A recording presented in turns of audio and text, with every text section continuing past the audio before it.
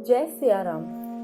आज हम माता सीता की एक प्रेम भरी लीला का श्रवण करेंगे। एक दिन जब हनुमान जी प्रभु श्री राम की सेवा में उपस्थित थे, तो माता सीता ने उनसे प्रसन्न होकर हनुमान जी से कहा, पुत्र हनुमान, तुम हमारी इतनी सेवा करते हो, कभी हमें भी तो सेवा का अवसर दो। आज हम स्वयं तुम्हारे लिए भोजन बनाएंगे।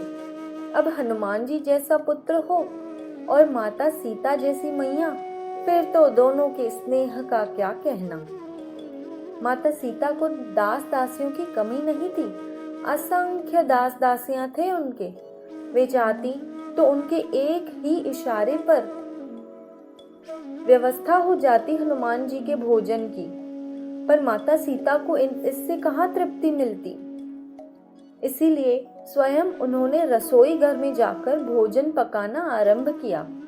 अब माता सीता जी साक्षात देवी अन्नपूर्णा का रूप हैं, इसीलिए व्यंजन तो स्वादिष्ट बनने ही थे। उन्होंने अनेकों प्रकार के व्यंजन बनाए हनुमान जी के लिए।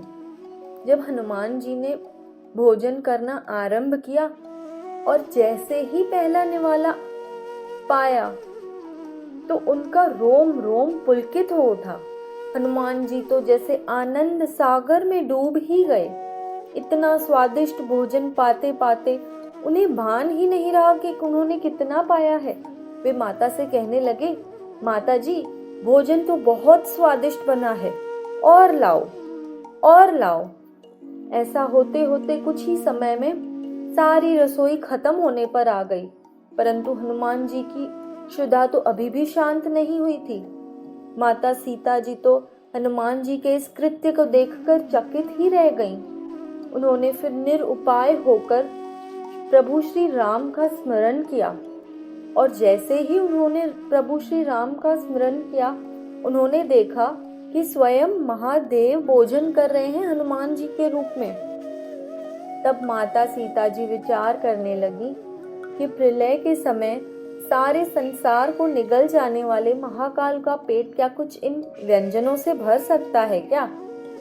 तब उन्होंने हनुमान जी की मर्यादा पूर्वक स्तुति की और उनके पीछे जाकर उनके मस्तक पर लिखा ओम नमः शिवाय। उसके बाद उन्होंने अब भोजन परोसा। इस बार हनुमान जी की क्षुधा शांत हुई, उन्हें तृप्ति मिली। इस प्रकार माता सीता जी ने हनुमान जी को शिव स्वरूप में स्वीकार किया। सभी मिलकर बोलिए, जय सिया राम।